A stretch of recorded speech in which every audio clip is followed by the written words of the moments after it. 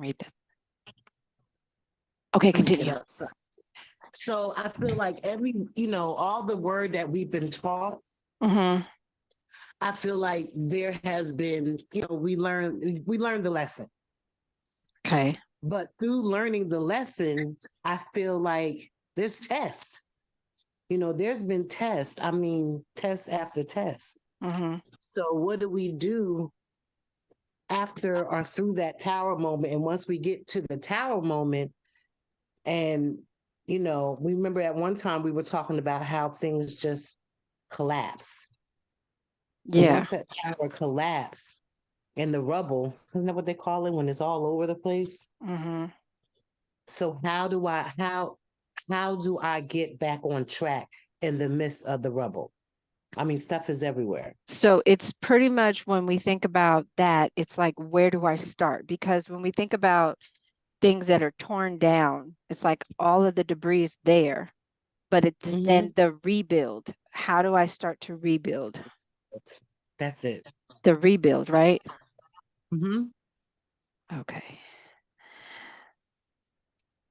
Yeah, because then it's like, because I think, and I really feel that's honestly where we are at right now, where I have you guys, but then it's like, what did I do in the rebuild? So after I was torn down and I had to go through all of these moments, um, the rebuild, I didn't even think about that part, you know, and I really, for me, I had to allow God to rebuild. I didn't rebuild it. It was God rebuilding. And God setting and saying, because when he talks about I'm the chief cornerstone, it's like I had to rebuild the foundation on the word. Mm-hmm. So I'm giving you the word, but now we have to build everything starting on the word. So the rebuild is in the word, right? Yes. Well, that was what happened for me. So I had to rebuild in the word.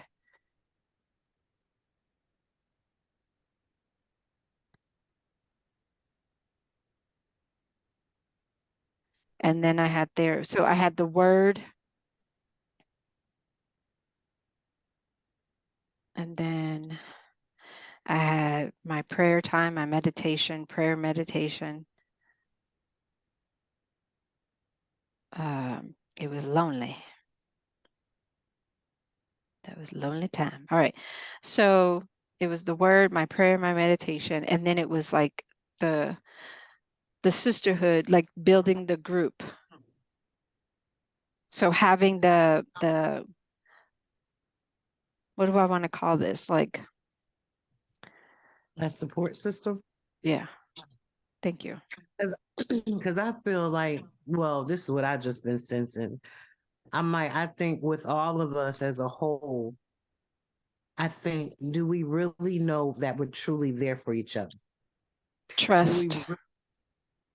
I'm gonna tell you when I was telling you I was reading about David and Saul. So what caught my attention was it talked about how Saul and David became friends, and they created that bond, Mm-hmm. and how Saul gave David the belt. He gave him all these gifts, and because he just adored David, Mm-hmm. so that's how their friendship and their bond became what it was. Okay. So so having that true support system, you know, um, like being to a point where Tangela knows she can call me without a hesitation. But I'm calling Tara, or Quilla being able to say, I'm calling Serena. Mm-hmm. Just having that, because I think sometimes even with praying and praying together and learning the word together, sometimes we can get a little shallow. We can get like churched. You know what I mean? Like, Yeah. you know what I'm saying?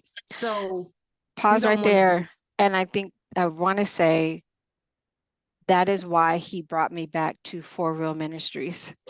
That's exactly what I'm about to say next. Oh, That's okay. why I was like, okay, so let's be for real. Because is every day going to be a good day? No, it's not. No. Yeah. Is every day going to be a day when I call you and I want to pray? No, it will not be. I might just want to go off. Period. Let's be for real. But in the Mhm. midst of that, me going off, by the time we get off the phone, there lies the word. There. Right. There. Because I'm rebuilding. And we'll be able to talk about the word. And Hmm. well, okay, so in the midst of, so you'll say to me, well, Tara, in the midst of you going off, now that you've gotten that off your chest, where you are in the present, what does God want you to learn in this lesson? Did you hear the word? Hold on a Yes. second, because this. Ugh. Avery, what's wrong with him? What's wrong with him? Oh, girl, this little boy love outside. Mm, my God, and he sure hate it. Yes. So it was pretty much like, so when you say that, it's like I'm gonna let you vent. I'm gonna let you get it off of you. But in the midst of that, when you're finished, it's like, now let's apply the word to that. Mhm. And trusting and knowing that what I'm giving you is what I heard, and not just filling you and fluffing you. Yeah. That is the reason why, for real, he was like, listen, I didn't tell you do none of that. Okay. We've launched out. I mean, I love the divas who launch, and I think there will be different segments. And I don't like using the word I think. There will be different segments to the workshops and the conferences, because if we have divas who launch, we've launched them out, we've got them to the place that they need to be, we've given them the word, we've become their support, and now we got to get real with you. Now here we are with For Real. We got to get real with you. Just know that, yeah, you're going to go through some things. You're going to have some hard days. There's going to be a day that you don't even want to say a prayer. You don't want to say the affirmation. You don't want to affirm yourself. But baby, we got to get real with you. So I think this is where we need to go. I was about to text you and be like, Tara, do you got a word? And I was like, no, I'm not going to text. I'm just going to. All right. So that support system, trusting that we have each other, being real, being for real, being real. I'm just going to put being real. Um, and it's allowing you to be like, I'm going to allow you to be Tara. I'm going to allow you to be Tangela. I'm going to allow them to be Brianna and Gail and Quilla. And, I'm going to allow you to be who you are. But it's building that support and letting you know that if I'm not available, then you got, someone else to rely on. Or if it comes down to it, it's like when Tangela, she hit that message with the whole group, call me now. And I'm just like, oh my God. And I literally stopped doing what I was doing and I called her. So in that moment, it was like that prayer. I mean, just weeping, she was crying, but it was in that moment that I'm gonna give you the word, because that's what she asked me for. So it's even like with when my oldest daughter had her thing, I really had to, it took me a minute to even text you guys. And this is my thing, is because I'm kind of like, and I don't want to be like I'm Jesus, but like, Jesus never went to anybody when he was sick, or when, not sick, but when he was going through his things. He was just like, let me just go by myself. But in that moment, it was just like, let me filter through and see what's going on first, and then I'll text you guys. So I had to wait, and I cried and I did my little weeping and whatever. And then before I called you guys, I sat in that car and I said, God, because it was really bad. My baby she couldn't form a sentence.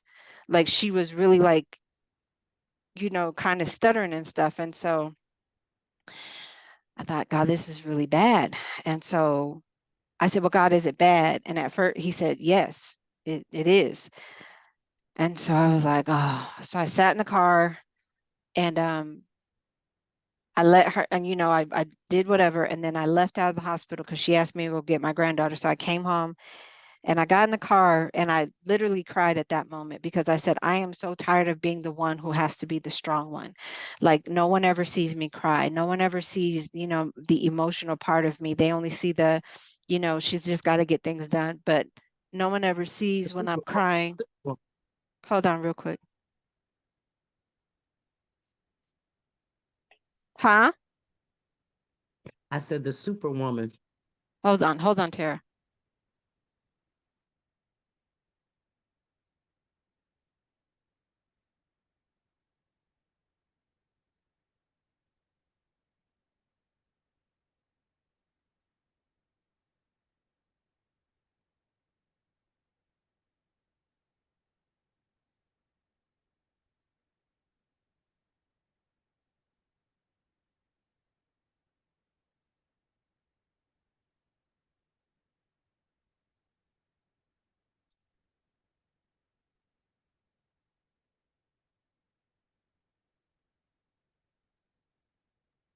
Yeah. So it's like everybody, like you, like I feel like in that moment it was like I had to be this, this strong person. And when I'm watching my child just, being in that place, it was like, oh my God. So I got in the car and, I cried and got him, and that's when I had just told him, listen, if you are the God of the woman with the issue of the blood, you are the woman with, the God of Isaac, you are the God. So I just kept saying that. And then I text you guys after that. So, but yes, I understand that part of, it's like we have to go through these steps of really formulating what it's going to look like when the conferences are being held. It's like, we got to get them launching out. We launch you out into this place where you're out in this big space and you may not feel like you're going to survive, but you know, you got to know that you will, um, and know that we're going to be here to help you survive through that,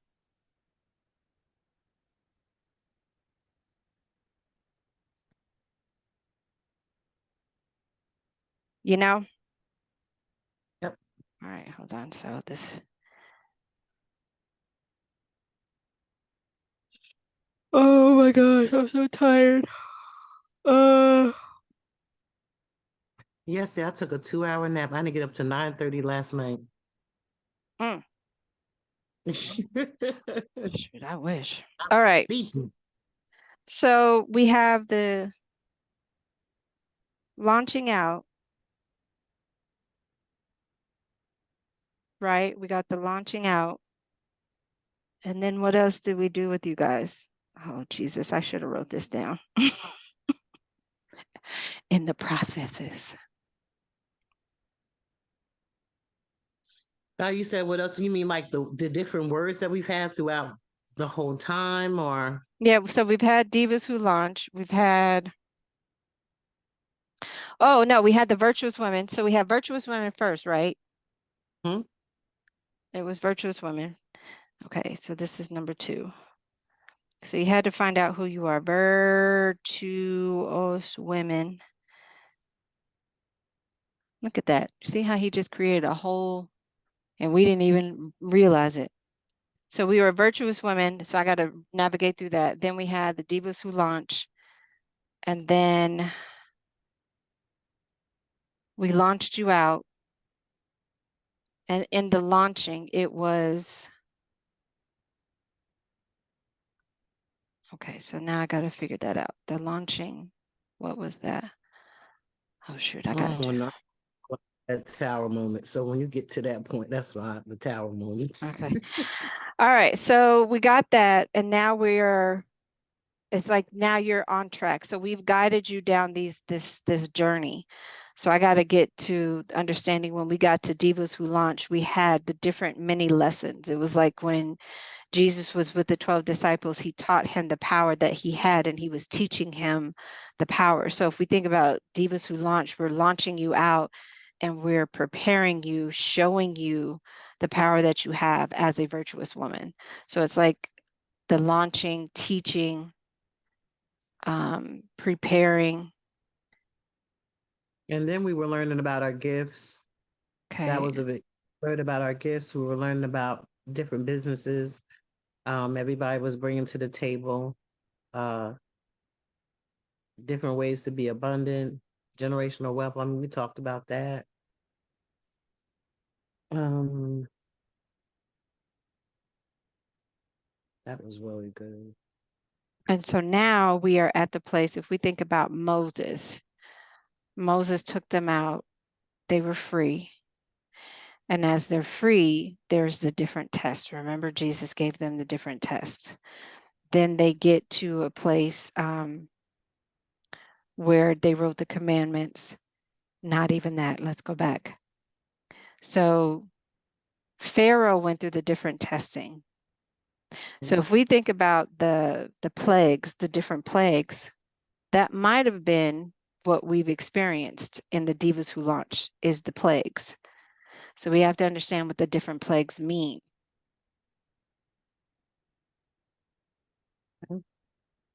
So it's like the plagues. So we have to figure those out. Different plagues. And then they were finally free and they're walking and now they've hit the Red Sea. So I really got to read that from when they got free to then they're at the Red Sea. And remember, Pharaoh was coming behind them. Him and his army was coming behind him.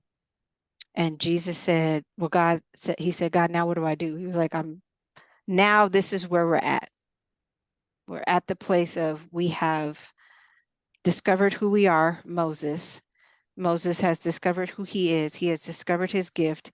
He has found his purpose. His purpose is that you got to free the people from Israel. And you go before Pharaoh with these different things. So I think that's where we need to be, is with Moses, because that's really, when I'm talking about it, that's really where we were. We were like a Moses, where we were in a place at one point. That was the tower moments. Remember, Moses was in this lovely place and he was comfortable, and then the tower moment happened where he ended up killing the man that hit the slave, and then he fled the scene.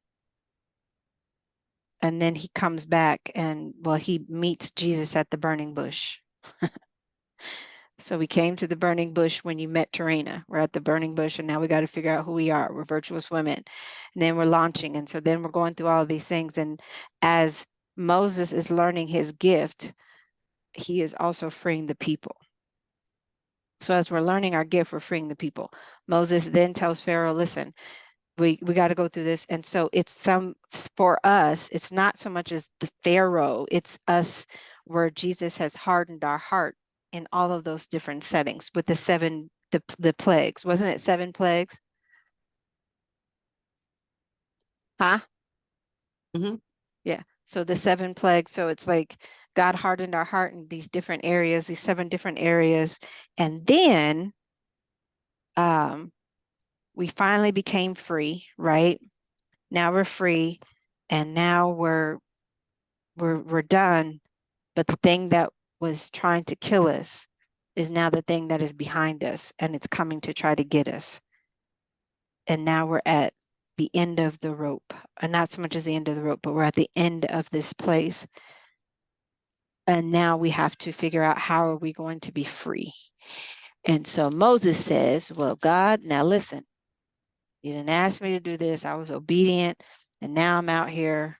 Now what do I do? And he said, what's in your hand, Moses?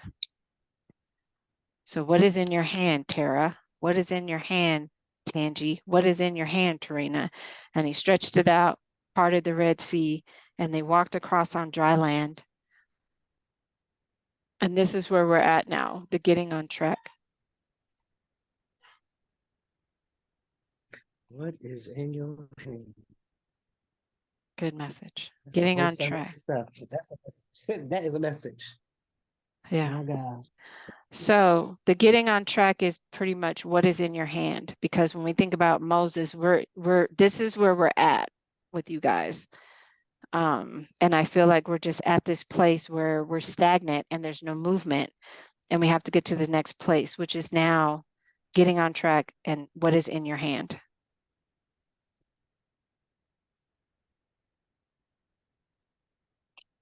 Yeah. Do we Yep. like that? I love it. Okay. Because that's where I'm at. You good with that, Tangela? Yeah, I do. Okay. So now it's what is in your hand.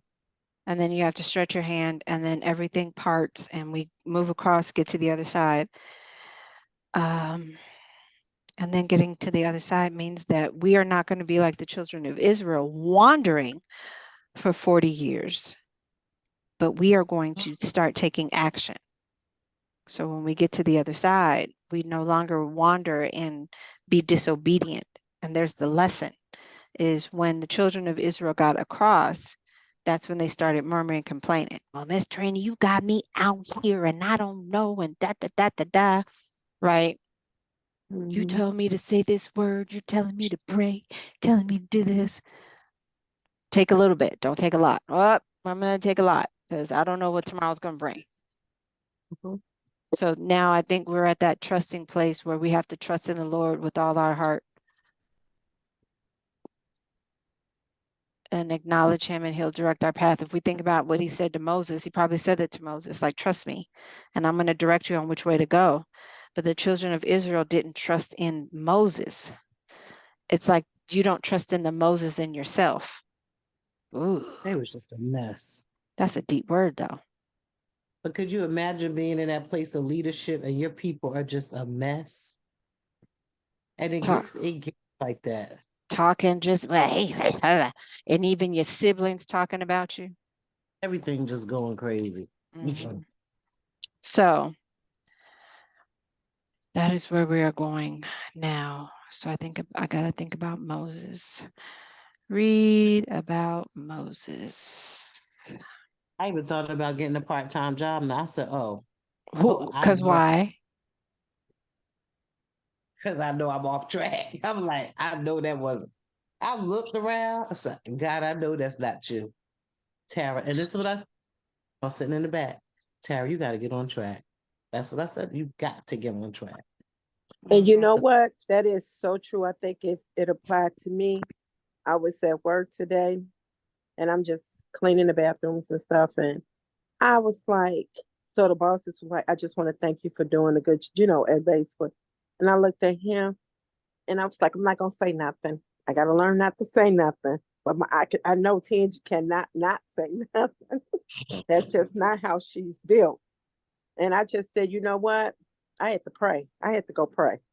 I looked at them and I told them, and I said, when I went to go pray, I went to the altar in the chaplain, got on my knees, said my prayer. I've been doing my prayer 2 times, 1 time a day, going to the altar in the chapel. I prayed. And this man, I sat and there was this little white little, looked like he could be homeless, little straggly looking guy with white hair. And I think he was he couldn't talk that good, but I'm trying to make out what he was trying to tell me. But basically, I think when he was like, when you bowed on your knees and got on your knees, I guess trust something he said to the fact that God basically it goes up in the air and God hears you basically. So your when you get on your knees, it get your prayer got power. So he was like, I just want you to know that. And I'm just sitting there and I'm just like thinking, and I'm like, I'm gonna meditate for a few minutes. Then I said, now let me get up. And I said, he is so right. When you get on your knees, it all your power goes back to the Lord. Everything you got, you're giving it back to him. And I told them that, and they just looked at me like, wow. And I'm looking at them like, really? I said, but you know what? I said, I know my value. I know my value. I know my worth. And my worth is greater than what I'm doing. And not because I'm doing this per se, it's greater than the things that I want. But I know my worth and I got to get to my value of who I am as a person.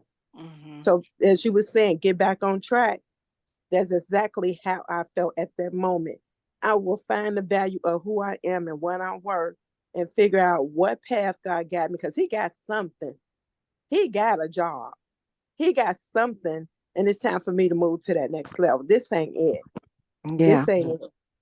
Because I'm about to, it ain't it. But I told them I would never, when God moved me, it's going to be Him out of any situation in this job, but it will be Him.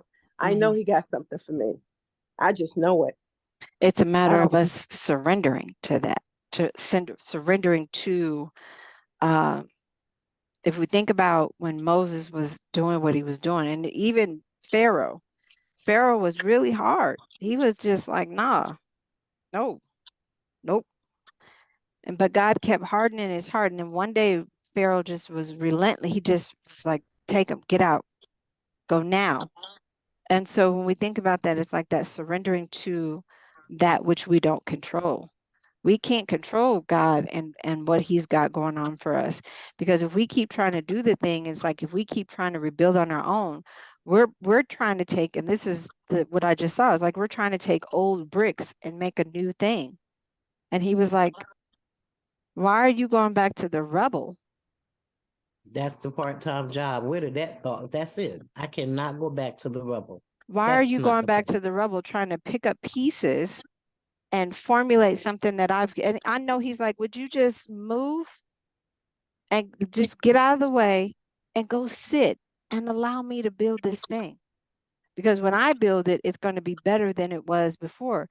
You know, that scripture that says he give you beauty for ashes. It'll be better than what you're trying to build. Because why do you keep trying to go back and picking up pieces from that? That ain't even gonna fit. It's not gonna fit in here. You know, but you just keep trying to go back. You keep just okay. And at some point, do you think God will literally be like, you know what? Go ahead, Trina. You just go ahead and try to build yourself. And like a Dr. Phil moment. And how's that working for you? It's not. It's not working for you. I'm not building it myself. Yeah. So we But it cannot. is. Go ahead. I think we did come to a point where we have to rebuild. I think it's like we went through different stages in this group. And now the next stage is like you say, it's time to um go to another level. Yeah. Yes, it's time to the things that we learn, I think that we have to put in play, put in action. Yeah. Because if you think about it, if we're all standing at this place at the Red Sea and we're all trying to figure out how to get across, and God is saying, but I taught you the power that you had. So we're going to kind of mix in the 12 disciples. I've shown you what I've had in the word. I've given you the power. Like I've taught you these things. And you're standing here now. And if you guys, there's a show on Amazon Prime called The Wheel of Time. And I've seen it. there's one girl in particular right now the new season came up, and there's one girl in particular who when I say does not, she does not want to use her gift at all. When I say she fights so hard. And so there was one episode I was watching with my daughter, and I haven't really sat and watched it because I like once I get involved, it's like I'm gonna be watching. So I just need to like I probably need to go. I really need to go back and watch the beginning season one and then come to this one. So anyway, this girl does not want to use her gift. Like she is so powerful, but doesn't want to use her gift. So there was another lady that came, and in the midst of her coming, she was testing the girl, and she was saying all these things to her, and she was getting her riled up, and the girl had did something, and um, she said, and I said it at the same time. She said, I said, there she is, and she said, there she is, and she came. The girl had said something with her voice and had her up on the wall.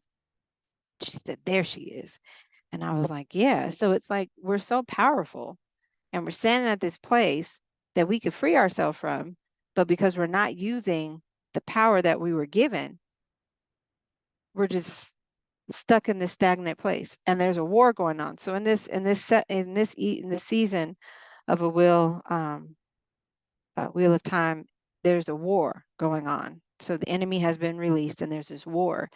And there are powerful people out there that have these powers that they can use to defeat the enemy.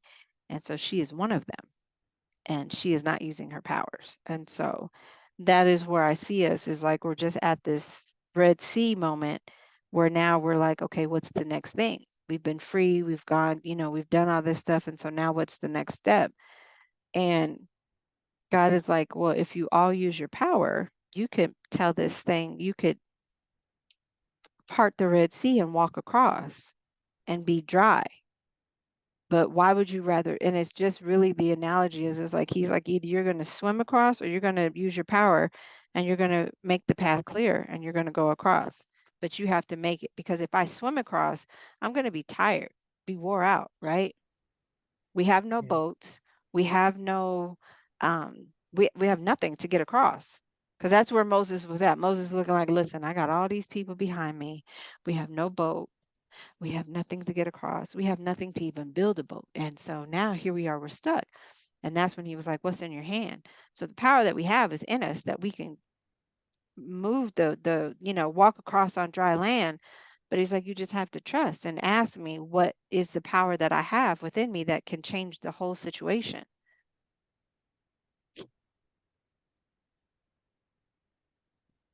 And I know that there's something different. It's not churchy. And I don't want to say it's not churchy, but there's a power that we are missing.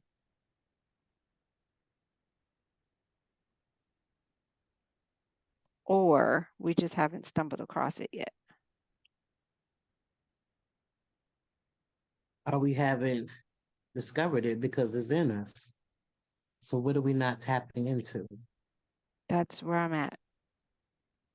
That's what I just thought. Like, where did we miss? What?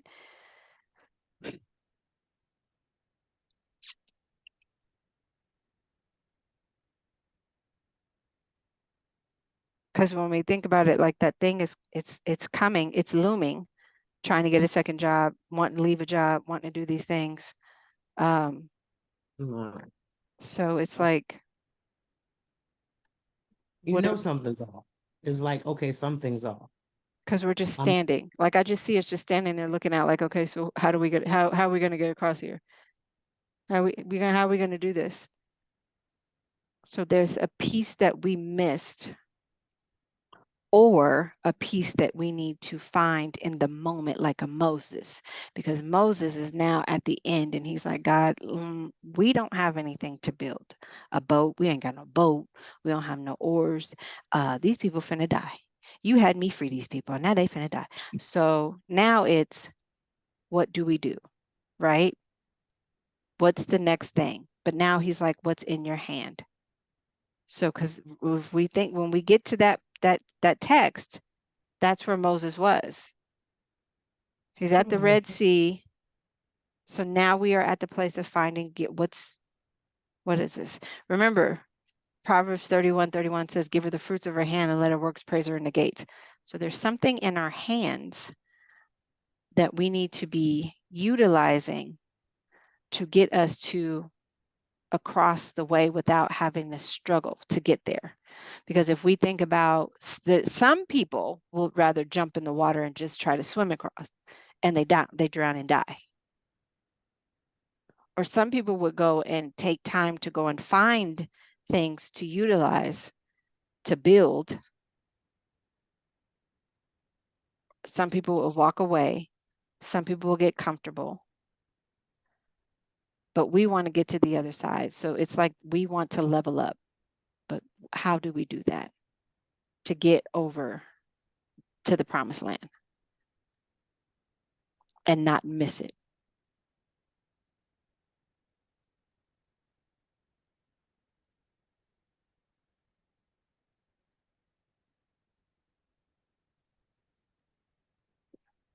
Well, let us ask the Father, what should we do? And hopefully we'll get a message in the meantime.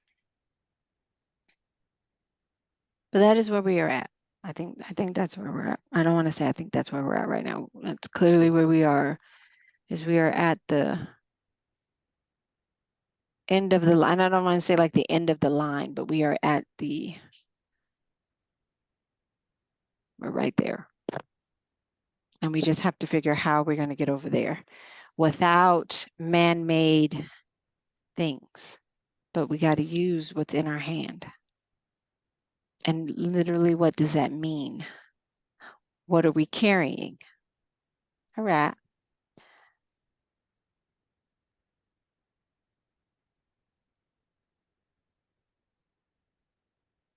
Yeah. What are we carrying? Because remember, Moses was carrying the rod.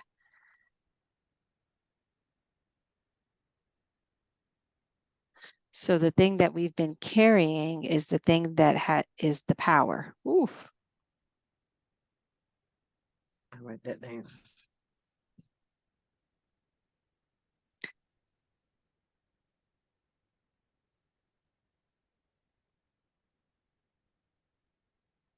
Because remember, when they went before Pharaoh, the thing that he carried is the thing that changed into the snake. The thing that he Yes. carried was the thing that turned the water into blood. The thing that he carried was the thing that can change the situation. But what God was showing him was the thing that's in your hand, the thing that you carried is the thing that can change a situation. And you just have to believe it. And what he got to, thank you, Spirit, is when he got to the end, he was telling him before they had even got free. I'm showing you the power that you have is in your hand. It's in this thing. And you have to see that it's in this thing. And so when he got to the end, he's like, Moses, okay, so I've told you what to do with this thing in your hand. I've told you what to do with Yummy. I've told you what to do with Forreal Ministries. I've told you. That's the thing that'll get you to the other side.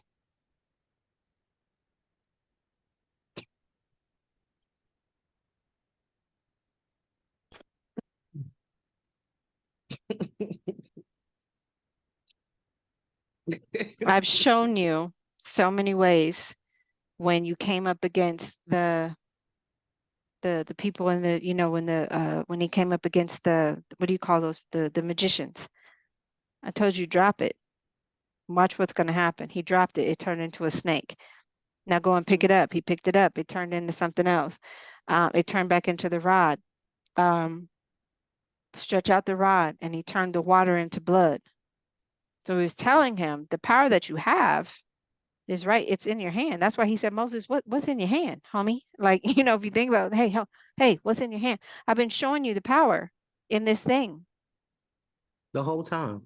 You believed me when I told you to drop it. You believed me when I told you to pick it up.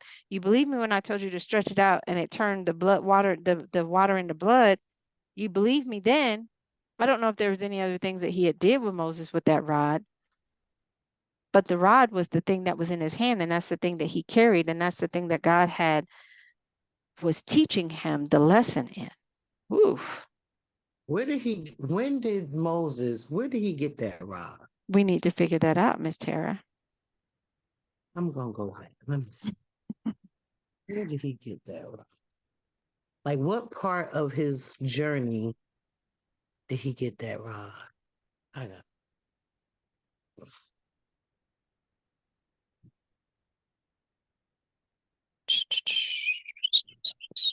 Maybe that's the part we missing. When did he get the rod?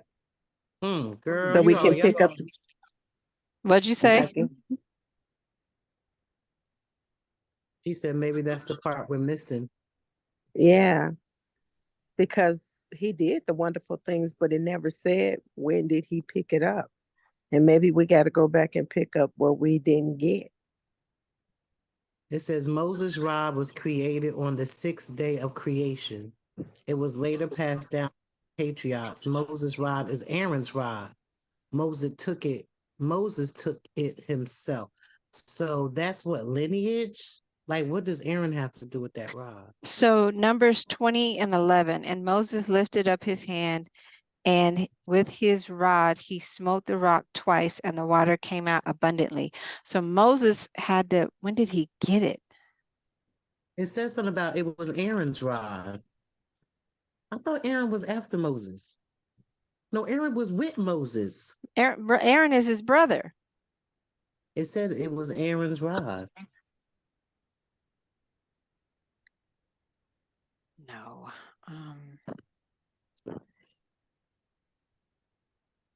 It said it was created. Where did Moses get this? But where did he get it from?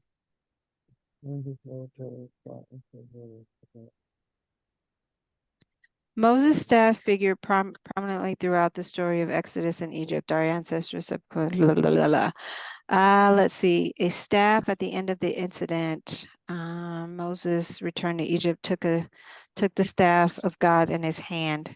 So this is when he returned. And I'm reading when he was at Jethro's flock into the wilderness of Horeb. Okay, so this was before he went back to Egypt. He got the staff then.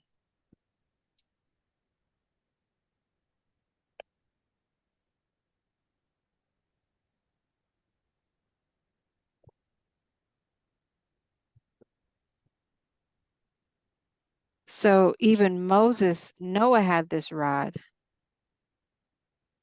The same rod? They said it's been passed down. So the 6th day, oh, Jesus. Today, God, I'm not going to complain about research. Not It at said the all. sixth day, something about the Sabbath. So the sixth day of creation, it was later passed down to the patriarchs. So when it says creation, does it mean in the beginning creation?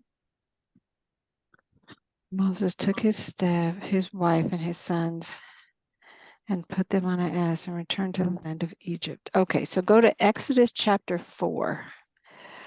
Exodus 4. Moses' rod turned into a serpent. Okay, no. Moses then answered and said, but lo, they will not believe me, nor hearken to my voice, for they will say, the Lord hath not appeared to thee. And the Lord said unto him, what is that in thine hand? And he answered, he said, a rod. Then he said, cast it on the ground. And he cast it on the ground, and it turned into a serpent, and Moses fled from it. Again the Lord said unto Moses, put forth thy hand and take it up by the tail. And he put it, and he caught it, and it turned into his hand. And it turned into a rod in his hand. Do this, that they may believe that the Lord their God would see them. That's not where that. So remember when he put his hand in his in this thing, and his hand turned to leprosy. Remember, his hand turned leprous. Put his hand in the thing, came out. It was leprous. He said, put it back in there. So it's the hands. But we have to go back. So it's not in 3. It has to be in chapter 4.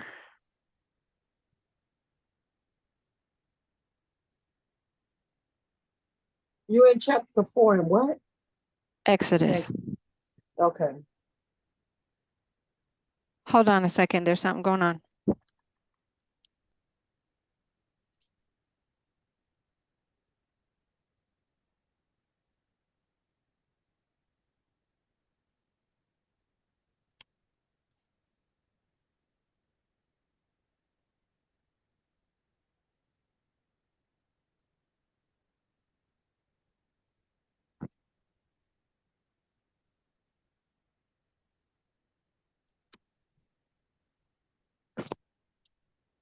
It's my oldest talking to her sister. Okay, so when we think about, okay, God help us. So this in chapter 3, this is when God appeared to Moses in the bush. He told him he was standing on holy ground. Okay. He said, therefore I say this 17. I'm just kind of skimming through it.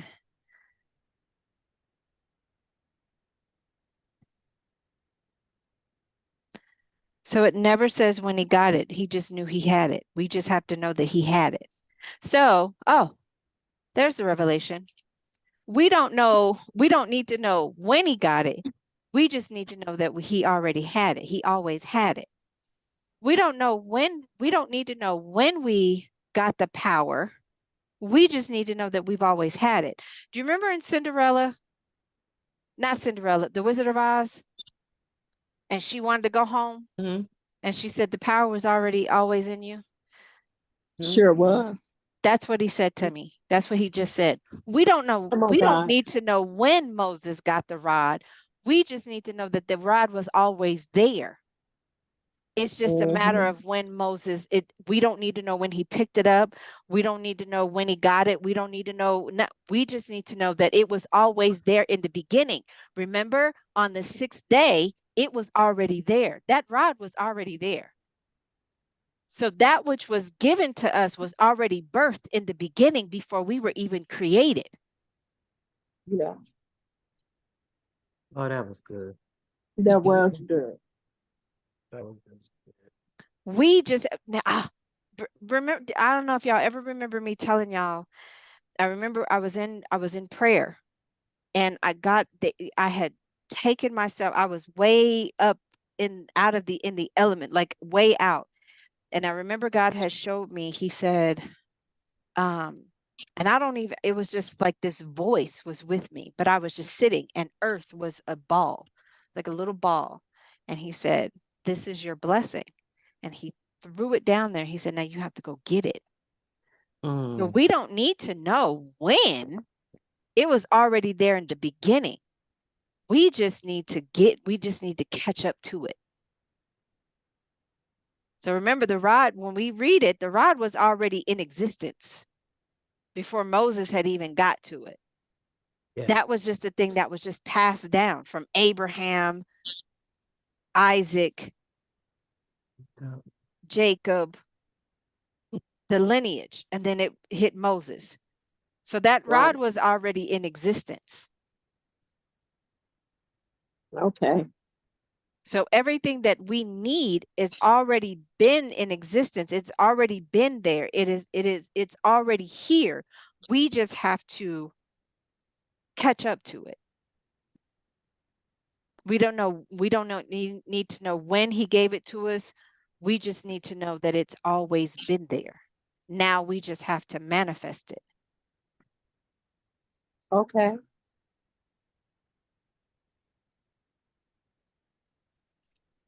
We're getting somewhere. Yeah, what's going on with you?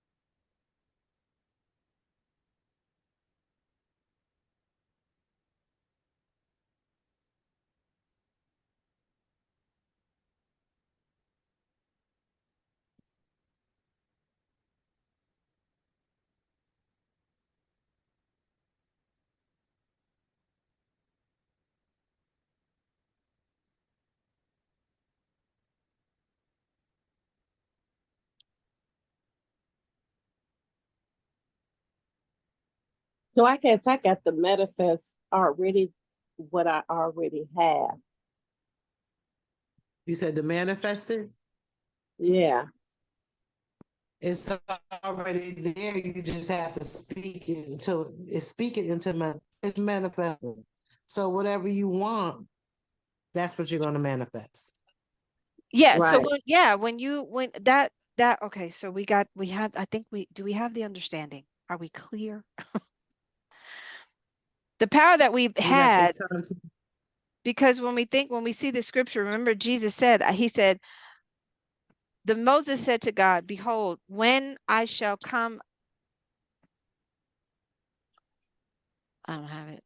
When I shall come unto the children of Israel, and shall say to them, the God of the fathers has sent me. If they say unto me, what is his name? What shall I say to them? And God answered and said, I am that I am. Also, he said that thus shalt thou say unto the children of Israel, I am has sent me unto you. So I am is whatever we need. When we think about the manifestation, I am a queen. I am a whatever we want to be. Right. It's a matter of us sitting with that and understanding So I need to speak whatever it is and believe it. and believe it. So I need to say, I am. Prosperous. I am wealthy. I am covered. I am abundant. I am um you know, whatever it is that you want, the Okay. desires, because remember he said he'll give us the desires of our heart. If we think about Moses, and we don't know the full context of it, we only know the story. Moses was at a place where now he's at the end of the road. I have gotten free, everybody's free, now here I am, and now it's okay, what's next, God? Now what's the next step?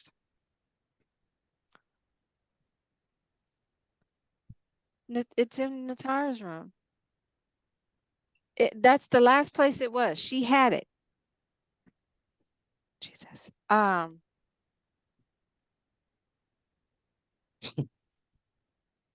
when I say always something.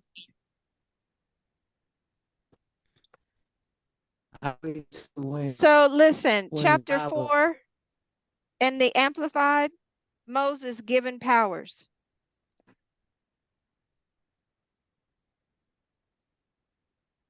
And this is what he's saying in chapter 4 in the Amplified. Moses is like, what if they don't take me serious?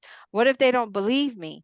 This is kind of where and for me, this is where I'm at. Like, God, what if they don't believe me? What if they don't listen to what I'm telling them? What if they don't trust me? You know, what if they, and, you know, he's like, please, you have the power. All right. So the Lord said, what is in your hand? He said, a staff. And he said, throw it to the ground. So this is when, okay. So the thing that was already with Moses, because remember, this was something that was handed down. The thing that we have within us has been handed down from generation to generation. We are just the ones that need to make it manifest. Okay. So he's given the powers. Moses is given his powers in this section. Now, when we get to the end of Exodus, and remember, they're at the Red Sea. And now this is in chapter 4, God is showing him this is the power. He gave him the power in chapter 4. Okay. Moses is given the power. And then Moses gets to the end. And what happens? Moses is standing there and he said, oh God, we are here. And now what? And he said, what is in your hand? He even asked Moses mm-hmm, that, what's in your hand in the beginning in chapter 4? What's in your hand, mm-hmm, Moses? And he was like, it's a staff. He said, throw it on the ground. Because now, Tara, I got to show you. Okay. Yeah, yummy. Go ahead and do that. Throw that to the ground. Okay. And you see what it did for you? All right. Now pick that up. Pick it up. Okay. Now let's go ahead and do some desserts. You want to, he's showing Moses the power that he had. Put your hand in your robe where it covers your chest. So he put his hand in his robe. When he took his hand out, it was leprous, white as snow. Then God said, put your hand back in your robe. So he put his hand back in his robe. When he took it out, it was restored and was. It was restored and was like the rest of his body. If you will not believe, if they will not believe you, pay attention to the evidence of the first sign. They may believe the evidence of the second. thank you, so. If they don't believe when you stick your hand in, they'll believe when you pull it back out. If they don't believe when you throw the rod to the ground, they're going to believe it when you pick it up. But if they will not believe these two signs or pay attention to what you say, you are to make some water, take some water from the Nile and pour it onto the dry ground. And the water which you take out of the river will turn into blood on dry ground. God, listen, he was telling them then, he said, listen, I'm giving you the power right then and there. I'm telling you what you have and what you are capable of. Then Moses said, please, God, now here we go begging. God, please. I don't want to do for real ministries. I am not the one because I told him I'm not doing this. What? What? But he said, I'm not the man for worship, for of words, eloquent, fluent, neither before you nor since you have spoken for your servant, for I am slow of speech and tongue. The Lord said to him, who made your man's mouth? Who made your mouth? Who made your No, hands, Tara? Who made your hands, Tangi? He said, or who makes the mute or deaf or the seeing or the blind? Is it not I, the Lord? Now then, go. and even I will be your mouth, and I will teach you what to say. But he said, please, God. Now Moses is still begging. Here we are. God, please. Don't do it. My house is too small. I don't know what to do. I don't know where to start. Jesus, I don't know. He said, please, God, send the message of the rescue to Israel by someone else, whomever you will choose. So the anger of the Lord was kindled and burned against Moses. Now he done got mad at Moses. He said, listen, I don't told you. Okay. He said, is there not your brother Aaron, the Levite? I know that he speaks fluently. Also, he is coming out to meet you, and when he sees you, he will be overjoyed. You must speak to him and put your words in his mouth. Even even I will be with your mouth. He said, I'll be with you. I'll be everything you need. Okay, you just go and do what I told you to do, Tangela, Tarina, and Tara. Go do what I told you to do. You ain't just go on. Okay. He said, I will teach you what to say. I will teach you what you are to do. Moreover, he shall speak for you to the people. He will act as a mouthpiece for you, and you will be as God to him, telling him what I say to you. You shall take in your hand this staff, with which you shall perform the signs and miracles. God, I thank you for this word. For you will should perform the signs, the miracles which prove I sent you. You will take this stuff and you will do it so they'll know I sent you. Then Moses went away and returned to Jethro, his father-in-law, and said, and please let me go back so that I may return to my relatives and see if they are still alive. And Jethro said to Moses, go in peace. Go on, boy.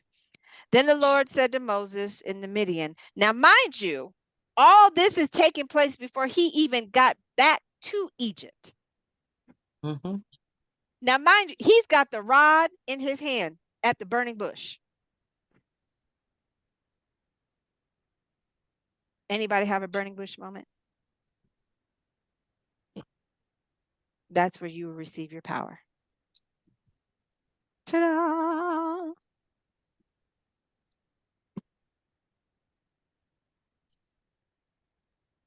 All right. So anyway, let him go. Told him go on. Took Zipporah and his sons, and they are seated them on donkeys, and he left.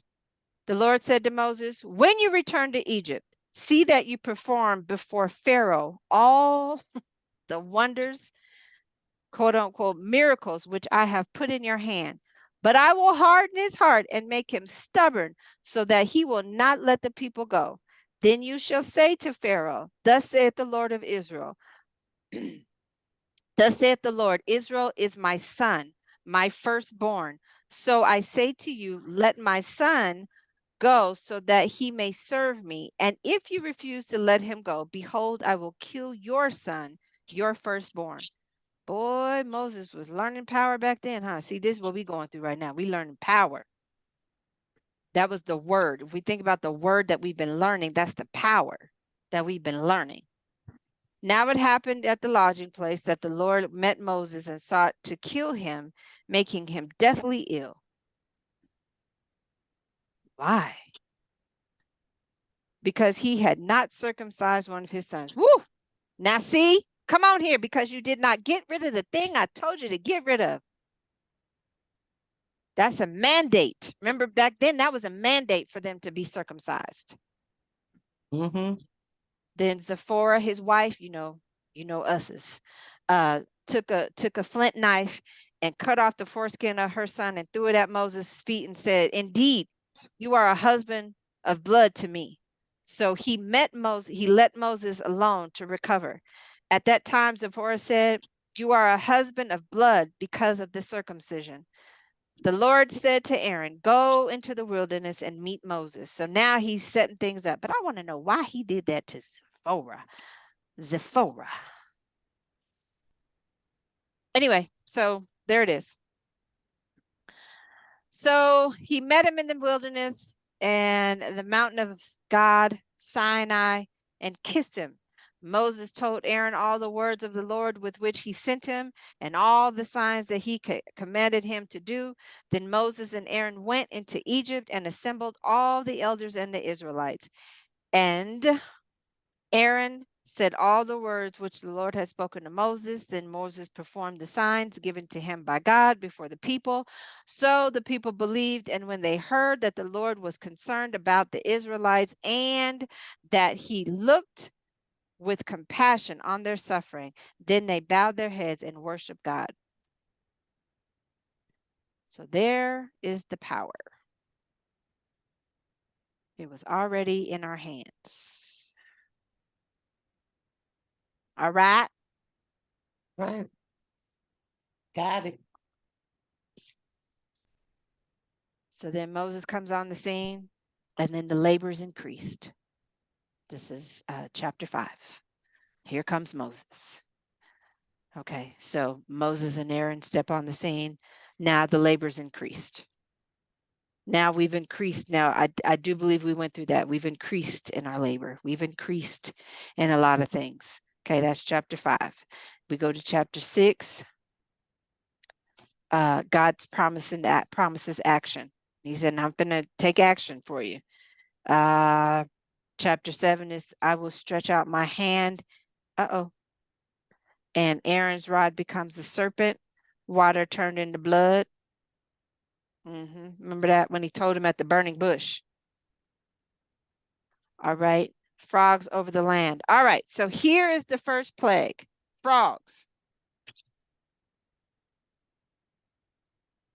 All right. The second plague is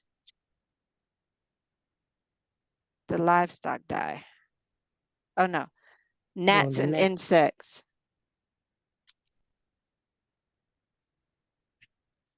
And then is it the flocks? Oh, the livestock die.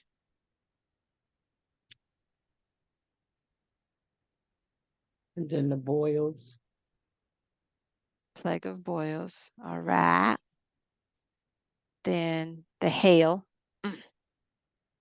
We got to figure out what these mean, Tara. Okay. And then let's see. The locusts. Locusts. And then darkness. That's it. What is that moment? That is you got to go to the darkest place of your life. Jesus. That's when you got to go. And the last plague. What was the last plague, Jesus?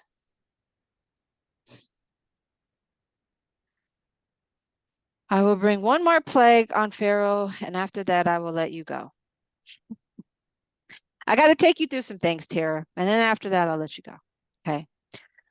When he lets you go, he will certainly drive you out of here completely. He's going to drive you out of there completely. Now, you done been with Visago. I had to take you through one more. Okay. Now, that's it. That's it. Speak to all of the people in the land of Israel may hear, and tell every man to ask from his neighbor and every woman to ask of their neighbor articles of silver and articles of gold. The Lord gave the people favor in the sight of the Egyptians. Moreover, the man Moses was greatly esteemed in the land of Egypt, both in the sight of Pharaoh's servants and in the sight of the people. Then Moses said, Thus saith the Lord, at midnight I'm going out into the midst of Egypt. All of the firstborn in the land, the pride, the hope, and the joy of Egypt shall die. Listen. That was a deep one right there. The midnight hour, Tara. The last plague is the midnight hour. Because in the midnight, everything, the firstborn in the land, he said, and what he said was in the Amplified is the pride, the hope, and the joy. He said, of all Egypt shall die. From the firstborn of Pharaoh who sits on his throne to the firstborn of the slave girl who is behind the handmill, and all the firstborn of the cattle as well. So everything that you put before God, this is what I just heard, everything you put before him, in the midnight hour, I'm going to kill it.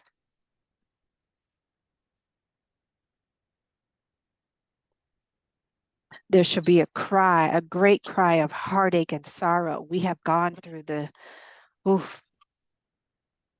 It was like that pride. We've lost, he'll kill our pride. Okay. He'll kill the hopes. Because remember that scripture that says hope deferred makes the heart grow weary.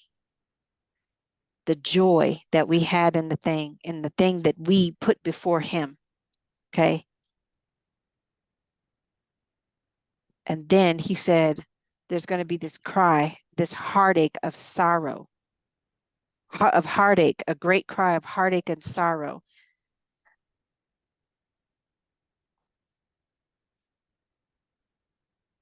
Throughout the land, such as never been before. Boy, we've been through that, right? I think we've gone through that. Such as never been before, and such as shall never be again. But not even a dog will threaten any of the Israelites, whether a man or animal, so that you may know without any doubt and acknowledge how the Lord makes a distinction between Egypt and Israel.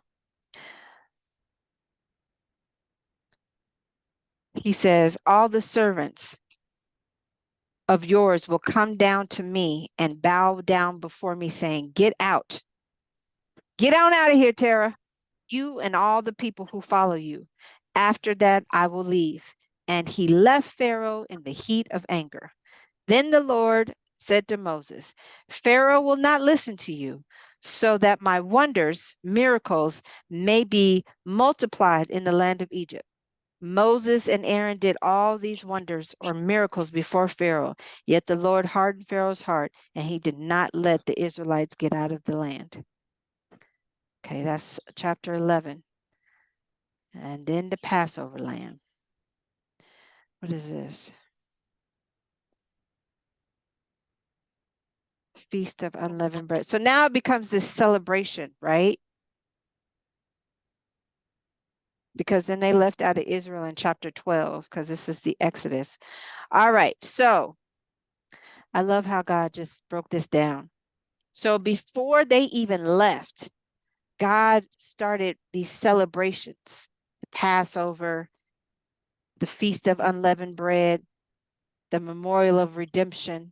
So before they had even left out of the land, they had already started celebrating.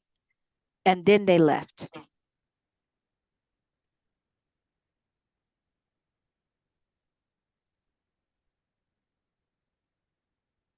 So now mind you, this was before, so in chapter 12, verse 29, now it happened at midnight that the Lord struck every firstborn in the land. If y'all don't get nothing else tonight, y'all better pick up what he put down. Okay. There was a celebration. So he started telling them how to celebrate before they had even gotten out of the land of Egypt. They started putting into these practices. It's the practice of the Passover lamb.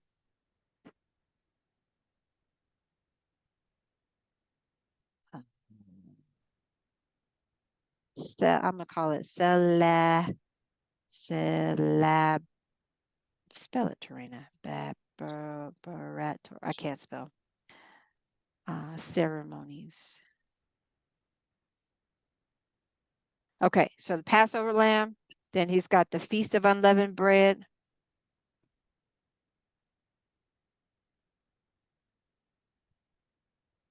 And then we have the Memorial of Redemption.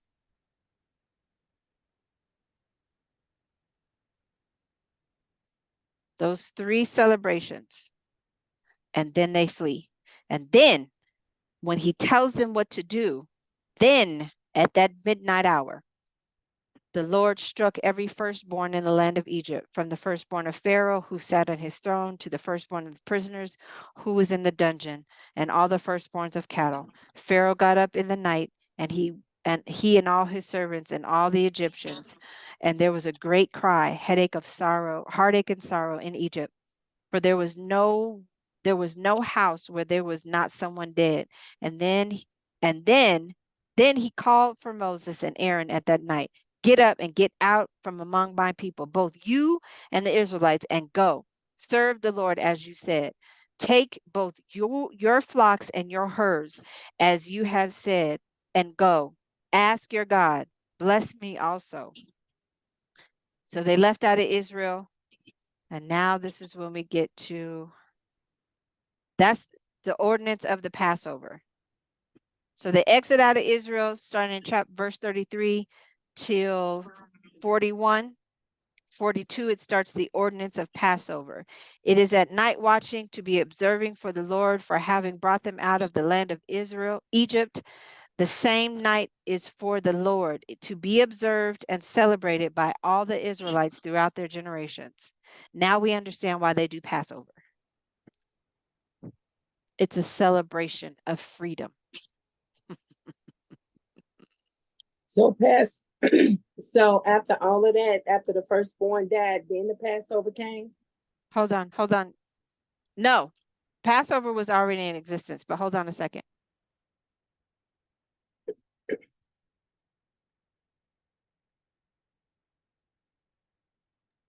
Girl, they get it's tough over here. Anyway, so the Passover was one of the beginnings. So the Passover lamb, then you had the Feast of Unleavened Bread, and then you had the Memorial of Redemption. But they had to have an understanding of why they were doing what they were doing. So the ordinance of the Passover is it is a night of watching to be observed for the Lord, for having brought them out of. So the midnight hours, the Passover, when we think about when the Jewish, when we have Passover and all of these things that they're doing, those the reason why they do it is because they were set free. And God had to remind them, the reason why you're doing it is because you got to remember all the things that you went through. So we got to go through the 7 plagues. Remember the plagues that we went through? We got to go through all the things that you've been through, everything that you've been through, and then I set you free. Okay. But your firstborns, remember, because that was the blood that was on the post. Remember, he was telling them. So this is why they were doing what they were doing, because God wanted them to understand, when you do all of these ordinances and you understand, they had to put the blood on the post. And if you remember the movie, the what was that, the cartoon Prince of Egypt? If you remember that movie, when they went through, they had to put the blood on the doorpost. Yeah. And when God came through in that nighttime, that midnight hour, and he came through and he killed all the firstborn, the Israelites' children did not die. Yeah. It was only there because they had now I got to help you understand why we did what we did. And because you have that understanding, you will never forget. Don't ever forget the blood of the lamb. God, I thank you. Don't ever forget the reason why you do the things that you do. Okay, that's the ordinance. All right.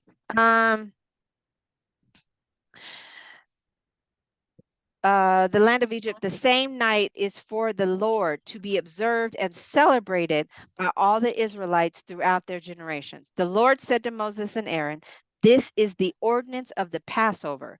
No foreigner is to eat, but every man's slave who is bought with money, after you have circumcised him, then he may eat. No stranger, temporary resident, foreigner, or hired servant shall eat. It shall be eaten inside one house. You shall not take any of the meat outside of the house, nor shall you break any of its bones. The entire congregation of Israel shall keep and celebrate it. If a stranger living temporarily among you wishes to celebrate the Passover of the Lord, all his males must be circumcised, and then he may practice and celebrate it like one that is born in the land. God, I thank you for the circumcisions. Now, why he Uh, wanted everybody circumcised? I don't, do you remember why the circumcision was happening? No, I don't remember, but they had to be circumcised. Okay. But we'll learn about that later. But circumcision is basically taking off Or skin. The foreskin thereof, when we think about the context of what God was saying, it's the thing that should not be there, the thing that is, it's covering, because when we think about that foreskin, it covered the thing. And so sometimes, they have to roll it back. We're not talking about that. Anyway, the foreskin is the thing that covers the true essence of who we are. I'll say it that way. Mm-hmm. Okay. So when you think about that, that foreskin covers the essence of the true thing that it is. So the foreskin for us it's a covering that has covered the true essence of who we are as a body of Christ. Okay. So the same law shall apply to the native born and to the stranger who lives temporarily among you. Then all the Israelites did so. They did just as the Lord had commanded Moses and Aaron. And on that very same day, the Lord brought the Israelites out of the land of Egypt by their hosts, by their tribal army. Okay, so now we get down to probably chapter 13 is when that thing that we've been trying to get away from, that we've been trying to be free from, nicotine, sexual encounters, pookies and ray-rays and nuck-nucks. Now he done set us free. Okay. He done set us free, but they want to come back. They want to keep us. All right. So 13 is a consecration of the firstborn. Now, because their firstborn children were not killed, now we have to consecrate. So the firstborn of every tribe, of every family, has to be baptized. It's pretty much how we do it in layman's terms now. Okay. Now we have to consecrate the thing. We've gone through the Passover. We understand what the Passover is. We understand why you have to do it. And anybody that comes into your fold, if you want to be a part of this blessing, you got to do what thus saith the Lord. Okay. Okay. That's, So go ahead. it's a lot of people don't believe in circumcision. That ain't got nothing to do with us. No, I know, but now you basically it came through God that you had to be circumcised. Yes. Okay. Okay. So I'm That was kind of from the glad. beginning, from Abraham. Right. Okay. So, all right. I did what I was supposed to do by my child. Yes. So your That's firstborn now has to be consecrated, okay? Baptized in the name of and then God leads them out. Starts chapter 17. Now they finna flee. Okay. Now, so it happened when Pharaoh let the people go, God did not lead them away, lead them by way of the land of the Philistines, even though it was nearer, even though it was close than the Philistines. He said, for God said, the people might change their minds when they see war, that there will be war, and return to Egypt. But God led the people around by the way of the wilderness. Listen, sometimes we think there's an easy way out, and He knows, Tara, that we know there's an easy way out. We know you could have had that money paid for that rent. We know that was easy. That was that easy way out, right? But we're gonna go ahead and do it this way. We're gonna have to go the hard way. We're gonna have to let you get evicted so I can separate and divide. But Pharaoh, he keep trying to come back. Anyway. All right. So because there might be a changing of your mind, and I remember you did say that. I remember you said that. If and we had had that rent paid, I'd have still been there. What? What? Why do you need my work phone?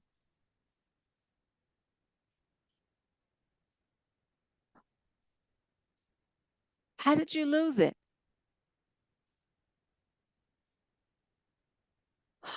God help us.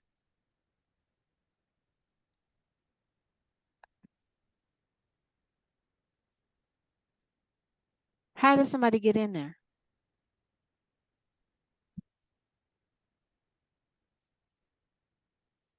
So that means they're in my shit. And, oh,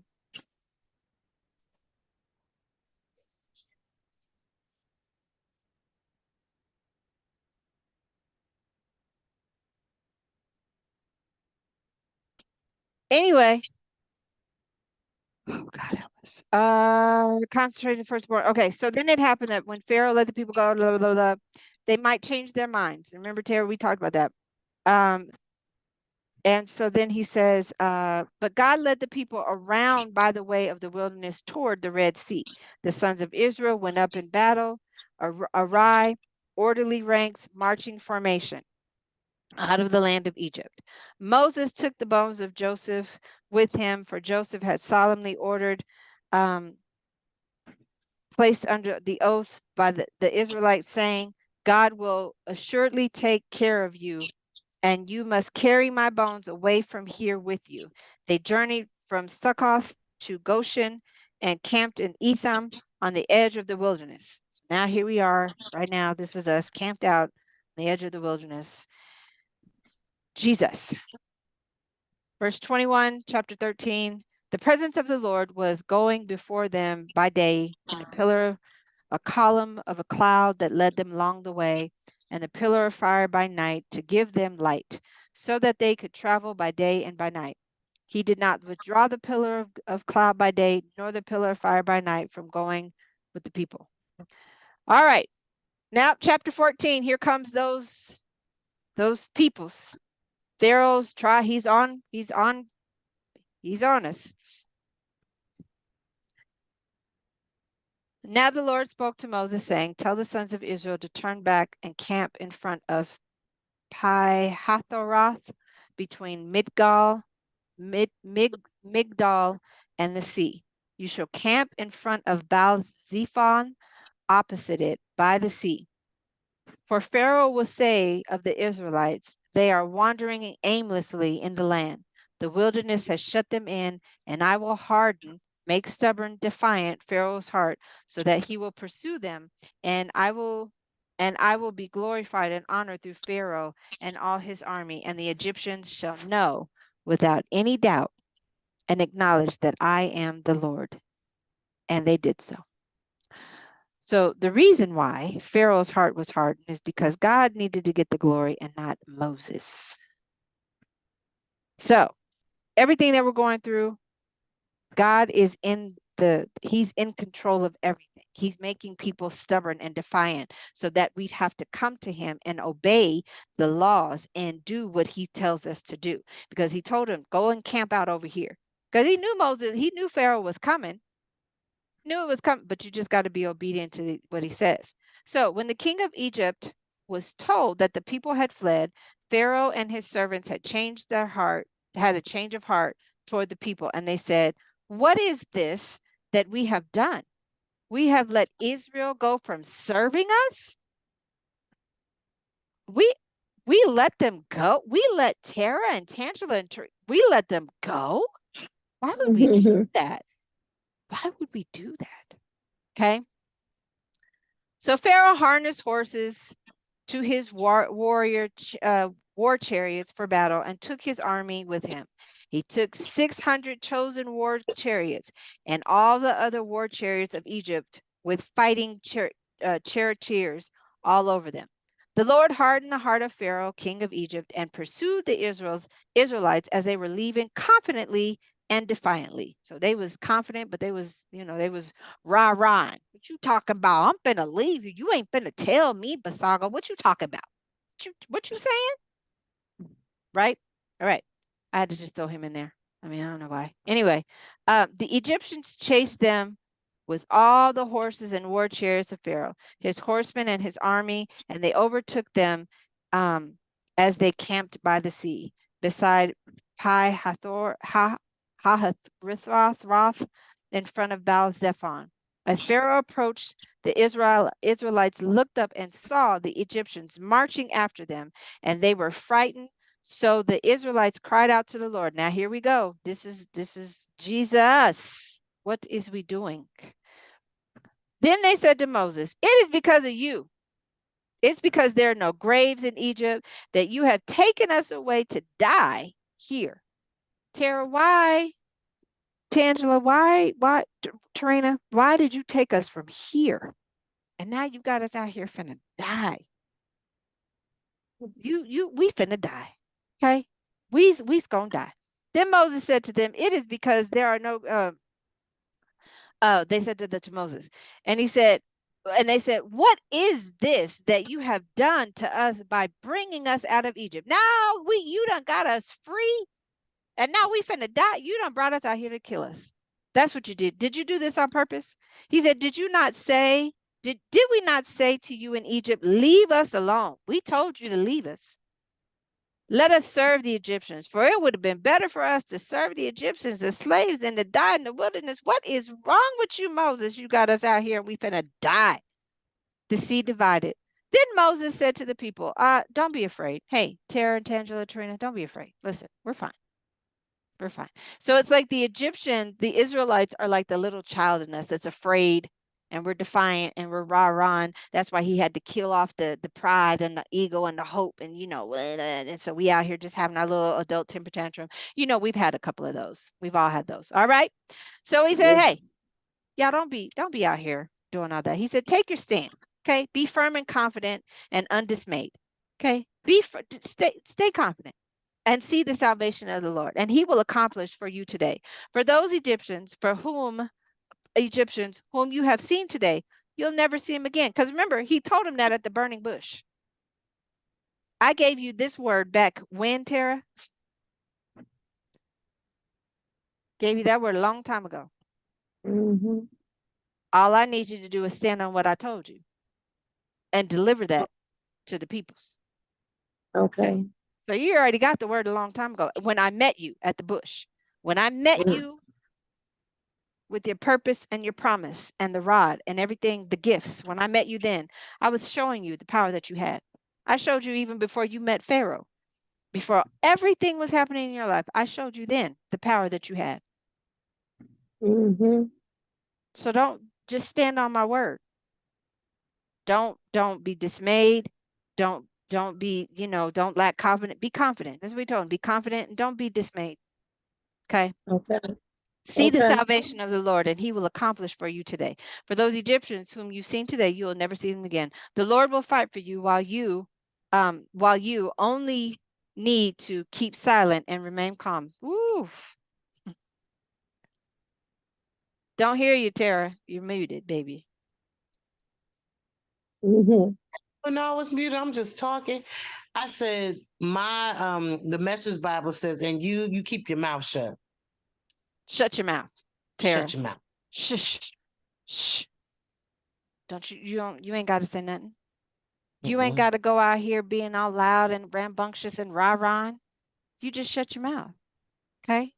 The Lord said to Moses, "Why do you cry to me? Tell the sons of Israel to move forward toward the sea. Go on and go towards it, because I know you probably wondering, like, why we got to go over there. Just go and go towards it." He said, "As for you, lift up your staff and stretch out your hand over the sea and divide it." Divide the thing.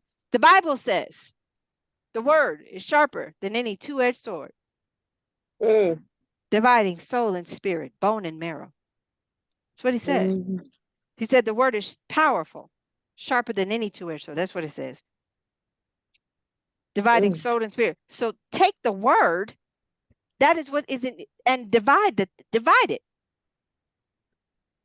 That's what he said. So that the sons of Israel may go through.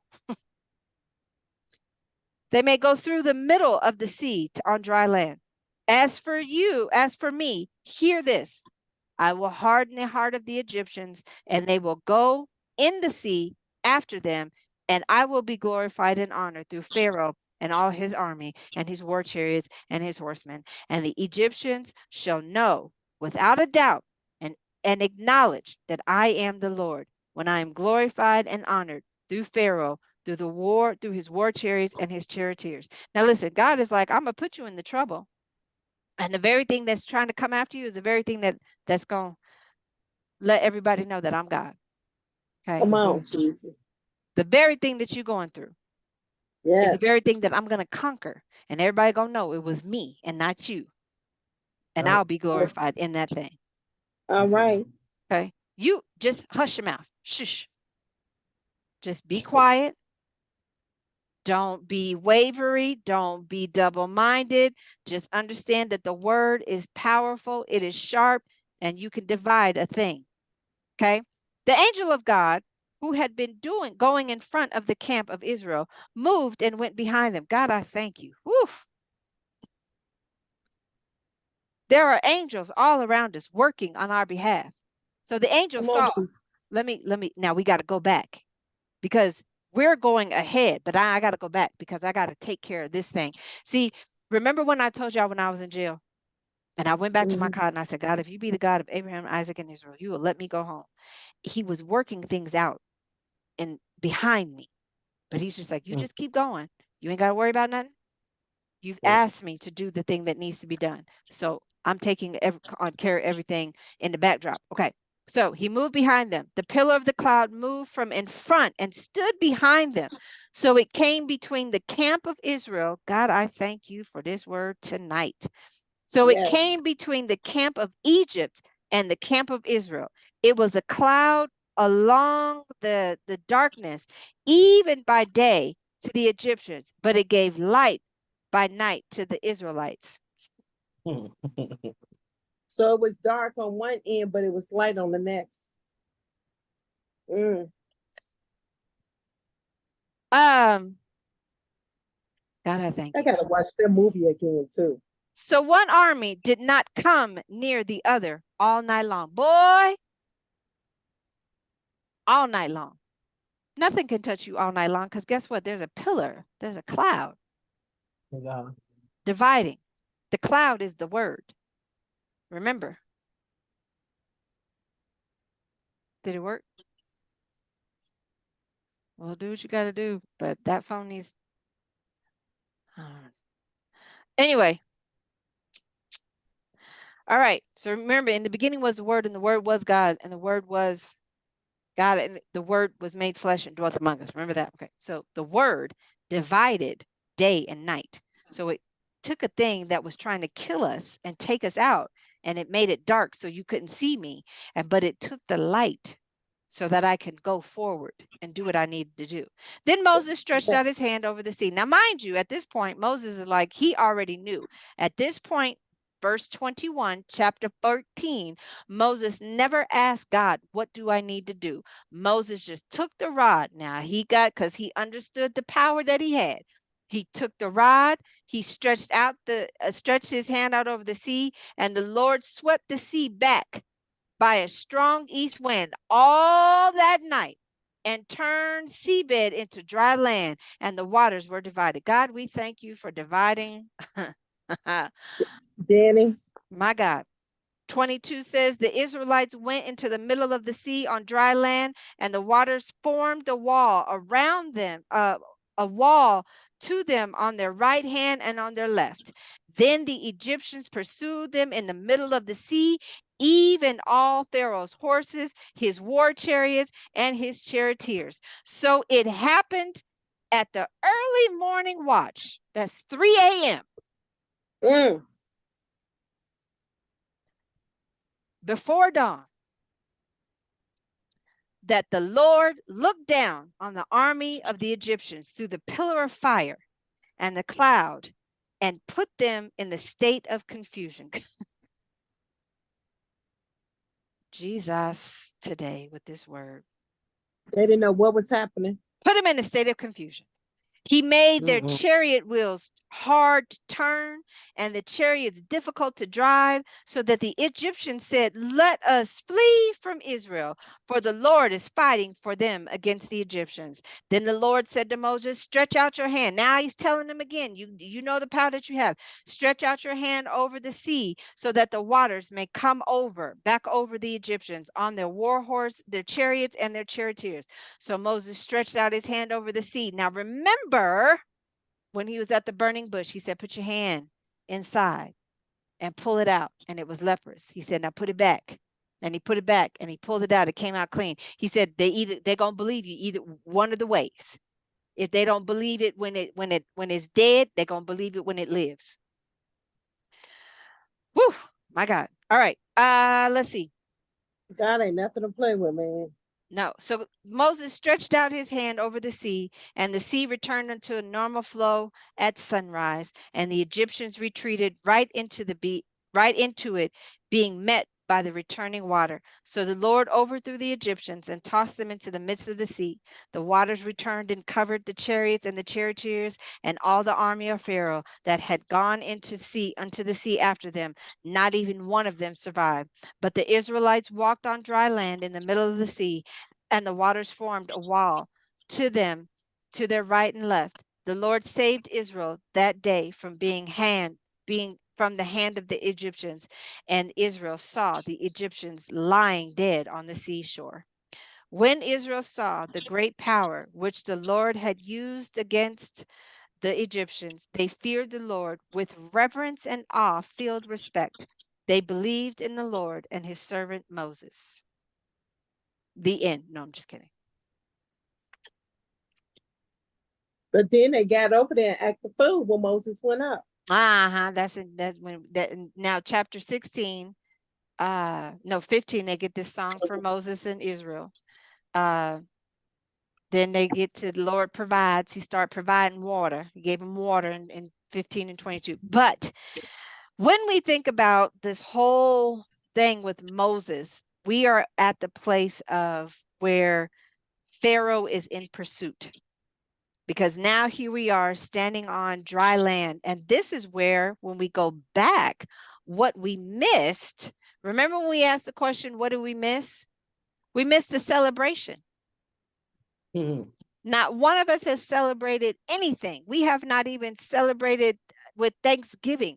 The consecration, like he gave them the Passover lamb, he gave them all of these things to do. We have not done any of that, but we got to understand what these things are. Right? The Passover lamb, the Feast of Unleavened Bread, the Memorial of Redemption. We got to understand what they are and how to practice them. So that is your homework. I'm not doing it. I'm not doing it for you.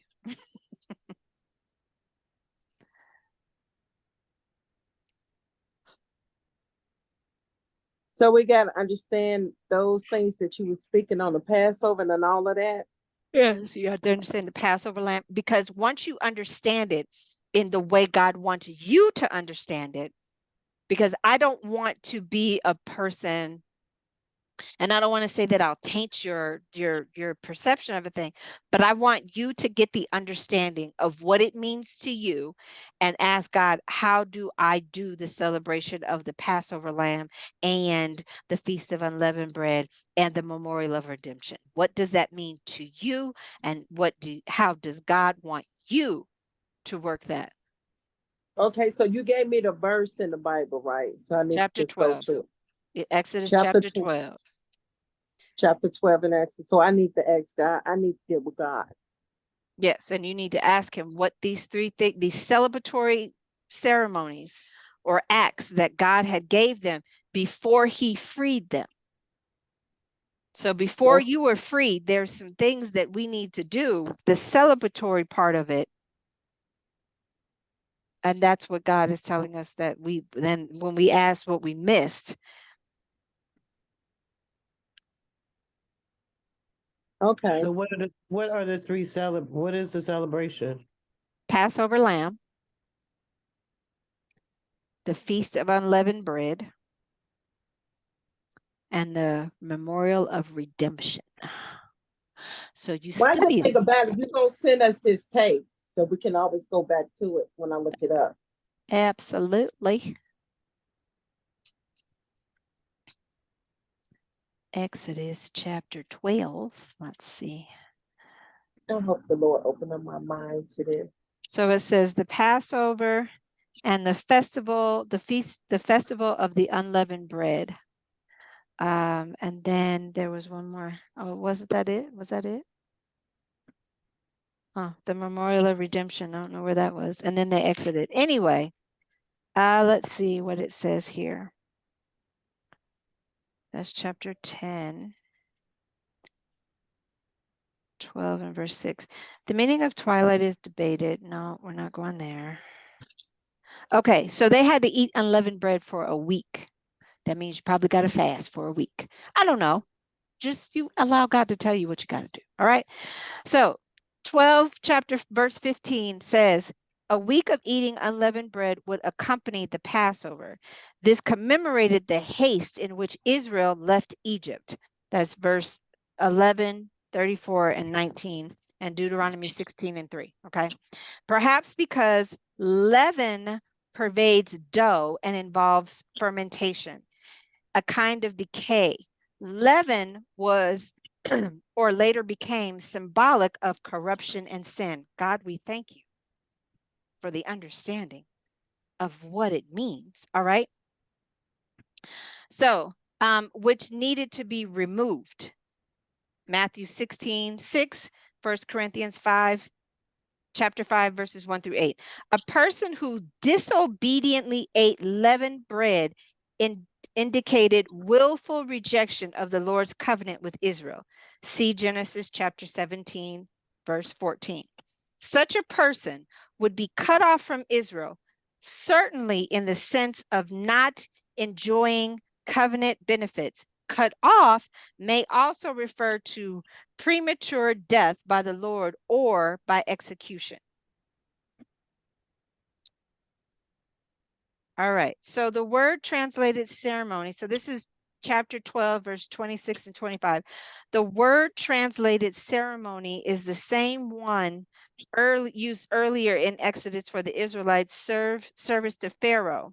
Because the Lord was delivering them, they would have a new overlord who loved them, and a new service that recalled and was based on what he had done for them. See similarly 2 Corinthians 5:15.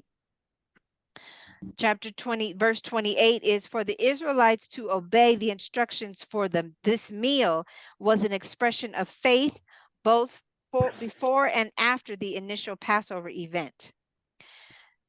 34 and 35, the Lord was behind the Egyptians' surprising response, and he gave, okay, so now that's it. All right, so now you understand why the Passover is there.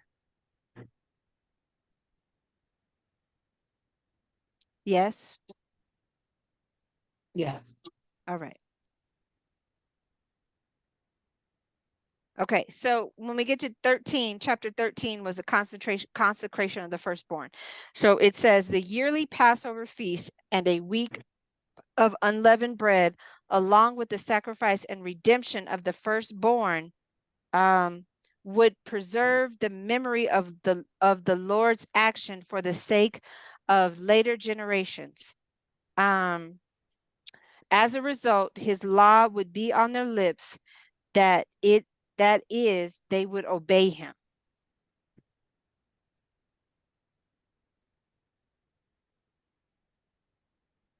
So okay, so the Passover 1249 was to be more than just an ethnic or national feast.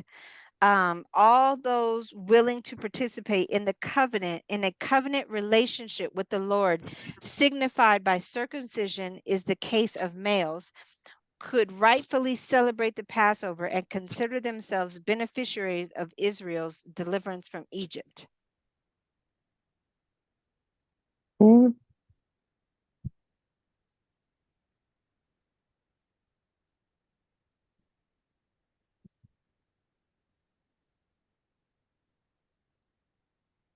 So that's all it is. It's just you honoring God. It's kind of like, what is that?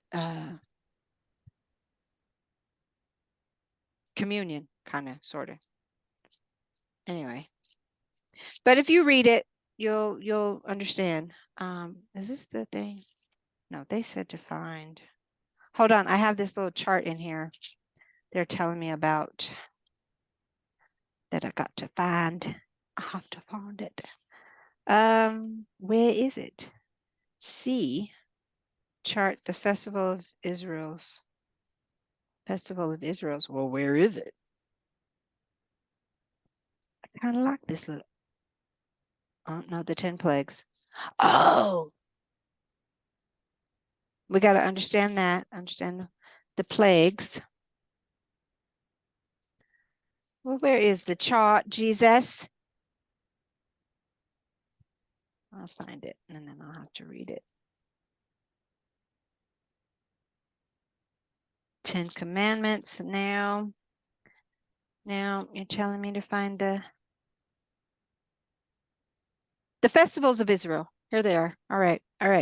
Passover is to commemorate Israel's deliverance from Egypt, to remind the children of Israel God spared their firstborn. Prophetic significance is Christ as our Passover, Passover as the foundation of the Lord's Supper, Passover as foreshadowing the marriage supper of the Lamb.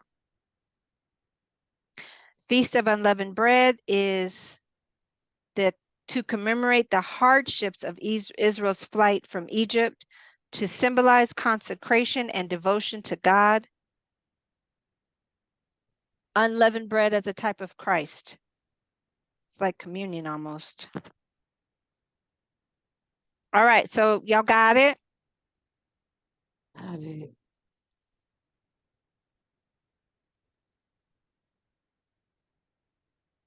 Uh-oh. I got to go back over and just pay more attention. I'm just gonna be honest. It's cool. I mean, not cool, but It's a lot. It's a lot of words. So just watch over it. Just take some notes. Just take your time with it. I am. I'm gonna play it and you need to get take a my study time. Bible. You need to go and buy you a study Bible, because a study Bible will help you kind of understand the word, understand the meaning of it. And you need more than one Translation. Yeah, Right. that word. You need more than one translation of the text that you're reading. So sometimes how me and Tara, when we're reading, she'll read the Amplified, I'll read the Message, and then I go through all this script, because there may be a different way of it speaking to you. The Living Bible really, as where I started, is it speaks to you like the way I'm talking to you. The Living Bible just talks to you. It just is it's simple. It's plain, simple. It's just worded out. The Message Bible is pretty much the same, but it gives more wisdom in the Message Bible. Then you have the Amplified. Amplified means it's going to amplify a word in that text. So when we think about the miracles, when they said miracles, it was like the miraculous things that Moses did. It was like miracles. Moses was performing miracles, and what God is saying to us is everything that you needed is when you met me at the burning bush. So when you was down and out, and you was going through, and you was just living life, and you was just out there just happy-go-lucky, and then all of a sudden you was just out there and you was just doing your thing, and then you hit me at the burning bush, and that was the life-changing moment when you turned to God and said, okay, now I got to do what you. Mine was when I was in jail. All right, so there, that was my pivotal moment. It was like when you think about what's the boy's name? Think Jonah. I ain't praying for your people. And Jonah told, I'm not praying for them because they don't listen. That's pretty much what Jonah was telling. I'm not going to go pray for them because they're not listening. They're not going to listen to anything I say. So for me, God, in layman's terms, it's like me wasting my breath to go and tell these people something, and they ain't going to listen to me. God said, okay, well, since you don't want to do it, I'm going to go ahead and I'm going to put you in the belly of a whale. And that'll give you some time to think about what I told you to go and do. Okay. For me, the belly of the whale was, you got to go to jail for 30 days. I don't know how long Jonah was in that belly. But Jonah was in that whale. So it's a matter of when you come to yourself, and then that whale spit him out.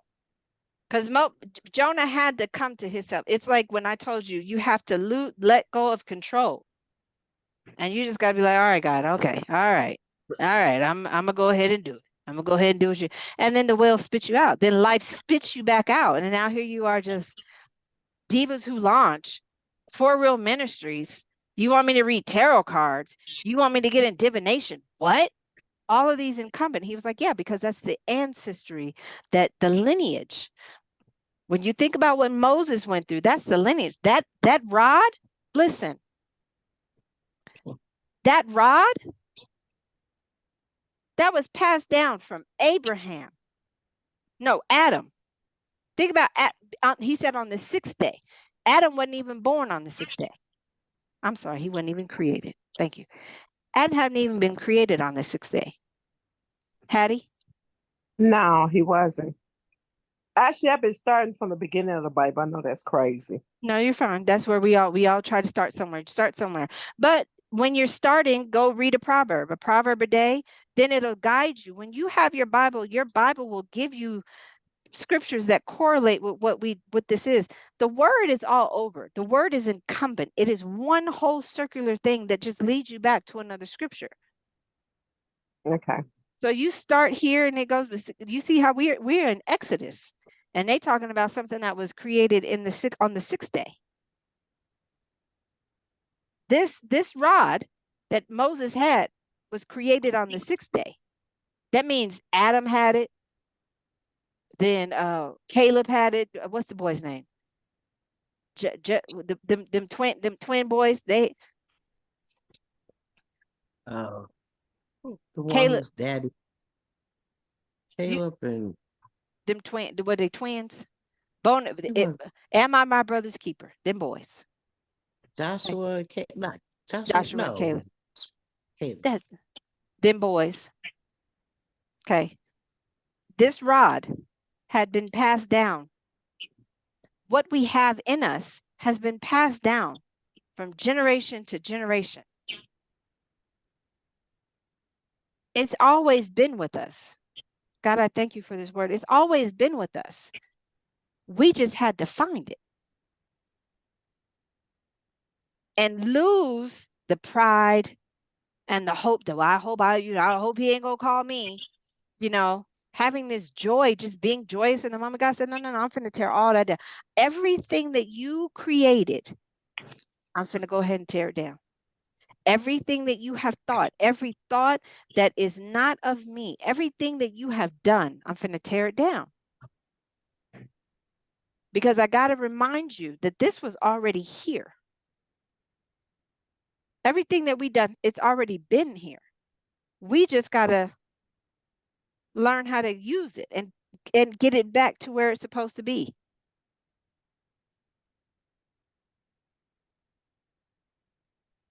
Right? Right. Right. Well, I think that's all the word we're going to get tonight. That was good. I'm gonna read over my notes. I don't take very good notes. I don't want to say that. I take great notes. I take excellent notes. I don't know what's going on with this girl's phone all of a sudden. She drop it in water? I don't know. She did. She ain't gonna tell it. Set that recorder off. Stop She, recording. hold on. Ready to stop